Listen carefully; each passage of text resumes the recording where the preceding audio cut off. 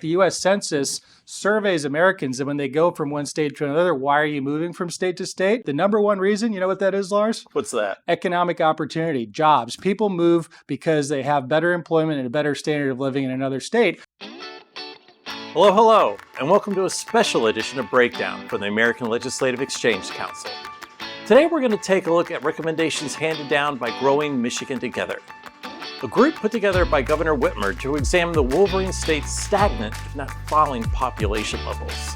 Standing at 49th out of 50 in population growth since 1990, Michigan is trapped in a virtual standstill. And to help us better understand the issue and what these recommendations mean to the Michiganders is Jonathan Williams, ALEC's Executive Vice President of Policy and Chief Economist, and a Michigander yourself. Yeah, that's right. I'm glad you got it right, too, because it's Michiganders, not Michiganians. Some people get that wrong, but you got it right. Okay. So you did spend some time there in Michigan. Yeah, 20-some years of my life there. Grew up in Michigan and, witnessed a lot of these issues firsthand. I was a graduate of the class of 2005, and a lot of the folks that graduated with me could not find jobs in Michigan because they didn't exist. We were in a single state recession, as we called it back then, double-digit unemployment for the entire decade until the rest of the nation caught up with us, unfortunately, in the financial crisis. And it was a tough time to be in Michigan for those looking for economic opportunity. And so I think if there's one thing everyone in Michigan can agree upon today, and that is Republicans and Democrats across the board, is we can never go back to the way things were during those single state recession years under then Governor Jennifer Granholm, whose approach to everything was build a new government program and then raise taxes and figure out how to pay for it later. But I find that to be so unbelievable that there would be that big of a problem in Michigan. I mean, you're right there in the middle of it all. You've got great natural resources in there. And you had, at least for a good time, a booming economy. What is slowing things down? Well, and it's a great question. We actually, even in the 1990s, even as the auto manufacturing industry faced global pressures from globalization and other aspects of that, and just lack of competitiveness broadly in the United States, Governor Engler had an incredible run of some pro-growth reforms in the 1990s were generally good years for Michigan outside of what was going on with globalization in the auto industry. Then we faced, the downturn of 9/11 and never recovered until the rest of the nation did after the financial crisis. And so a lot of reasons to why that was the case.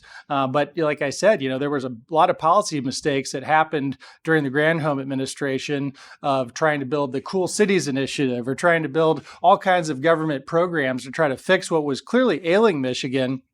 They were looking in the wrong really place for those solutions. And unfortunately, I see a lot of parallels through that big government approach to economic development that we saw during those dark years of the Granholm administration to now what we're seeing in Governor Whitmer's Council on Growing Michigan. Yeah, the Growing Michigan Together Council. They put out their report, was it last week or this week? Yeah, just last Friday. Just last Friday. And what were some of the things that they said Michigan needs to turn the corner when it comes to losing population? Well, there was a lot of things they pointed towards, and some not all bad. I mean, I think that Governor Whitmer and the commission should be commended for really looking at some of the causes of what's going on. Now, I think what they pointed towards was a lot of growing government, a lot of ways that taxpayers will be on the hook in the future, and those are all concerning. Some of the things they pointed towards, let's say one that I want to call out specifically, I think is a good thing to look at, is more public-private partnerships around, let's say, infrastructure construction and providing infrastructure in a way that's more cost effective. We've found this to be the case in many competitive states across the country that ALEC has pointed to as good examples of how to do things right.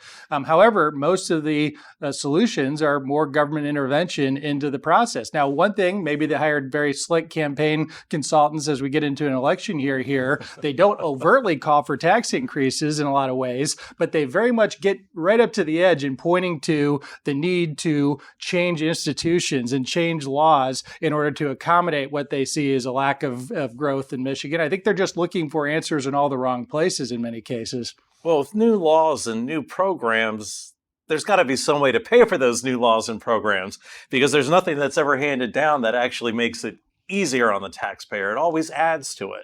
Well, that's right. I mean, the great Milton Friedman always said there's no such thing as a free lunch. And essentially what is being proposed there is, 50 some odd pages of things that sound great, don't have a price tag associated with them, don't have any real legislative language yet. So it's really hard to know. I think there's a real threat to one of Michigan's most pro taxpayer laws, and that is the Headley Amendment that's been in the Michigan Constitution for now more than 40 years that limits the growth of property tax burdens. A lot of people, think of Michigan. Some will say it's a low tax burden state. Not really in the lowest rung of states on tax burden, but one area that Michigan is in a relatively high tax burden area already is property taxes.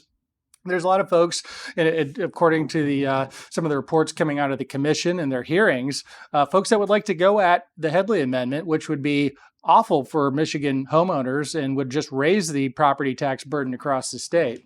And what we've seen in some of the other states, I mean, you look at the last decade or so, you look at Texas, you look at Florida, they've seen a big increase in their overall population. There's a net in-migration. People are coming there. And versus they're leaving places like Michigan and California. And the big thing seems to be property taxes. But a lot of people are saying, well, that's Florida and that's Texas, and those are outliers on there. But is there anything that's a little bit closer to home that Michigan you could use as a blueprint? Well, there's a couple of it, really a tale of two states, so to speak. You have Illinois and Indiana. Great Midwestern examples of a state that does it right in Indiana and has for a couple of decades now, really starting with the great Mitch Daniels and making some great progress with tax cuts and right to work and so many free market policies. And Indiana was a state that, like Michigan and Illinois and others, had faced population challenges, but they've really turned the corner because they've embraced free market policies, has a flat tax of just over 3% on personal income, has put in caps on property taxes, become a right-to-work state. And then you contrast that with Illinois. As former Governor Daniels always liked to say, living next to Illinois is living next to the Simpsons, right? It just doesn't get any crazier. I mean, they are always embracing a big government progressive agenda, Illinois. And Illinois is one of the fastest out-migration states in America, losing more than 100,000 Americans over the last year alone on net to the other 49 states. But I mean, to the broader question is, if this commission is all about allegedly growing Michigan, growing population, growing economic activity, and those are all great goals, wouldn't it be important to know when Michiganders are leaving Michigan, where are they going? And then asking the question of what kind of policy environment are people leaving to support, right? Where are they going? It turns out they're going to Florida, they're going to Texas, and they're going to states that value economic opportunity. Florida, Texas, and Arizona are the top three destinations in this last year that Michiganders are decamping from Michigan and going towards. And what do they like about those states? What's clear about those states? Low tax environment, limited government spending, not all of these big government programs to try to solve issues. And then they're right to work states. They're states that value economic freedom. Obviously, that's a sore subject. It's a big topic of debate in Lansing as Michigan liberals have overturned Michigan's right to work law. It's, I think, a huge potential problem for the state going forward. And so, if anything, I think what's missing in this discussion is why are Michiganders leaving? Let's analyze where they're going and what are the policy attributes as people say they're going towards with their revealed preferences, as we as economists say. What is that basket of policies that they're going towards? What do they want? But they didn't ask the question why they were leaving.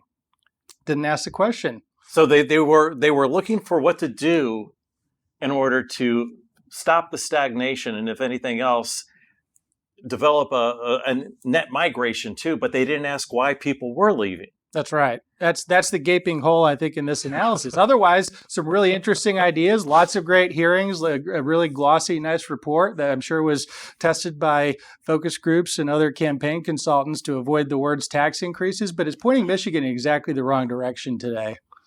Now, you've always said, as we've gone over these reports before, and we've gone over a lot of these reports, that people tend to vote with their feet.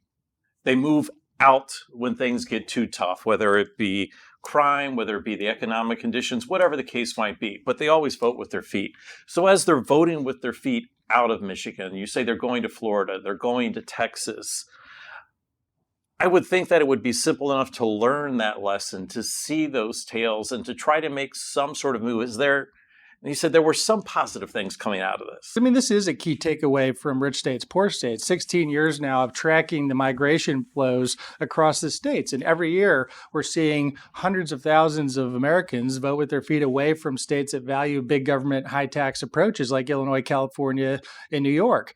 Approaches like Michigan, had at one point in time. I think one interesting element that's missing from this analysis as well is, let's learn from the history of Michigan. While we had a really tough decade that we were talking about in the Granholm years, when Governor Rick Snyder was elected in 2010, free market legislature came in. Michigan became a right to work state. They got rid of the hated Michigan business tax. And then Michigan almost turned the corner and got to a parity at net zero from population outflow by 2017, 7 years later. So it can be done in a relatively short amount of time. You just have to pick the policies that actually drive growth. In fact, the U.S. Census surveys Americans, and when they go from one state to another, why are you moving from state to state? Kind of an important question to ask when you're thinking about a growing Michigan Together Council. Not really mentioning in the analysis that the number one reason, you know what that is, Lars? What's that? Economic opportunity, jobs. People move because they have better employment and a better standard of living in another state. That's something that wasn't really addressed to say, how do we make Michigan that growth state that will bring in those employers from the other 49 states? Better opportunity, better employment, off I go for my job. It's not rocket surgery. It's kind of basic economics 101. And on that note, I think that about wraps it up. Thank you, Jonathan, for coming in, and we'll be back soon with another edition of Breakdown.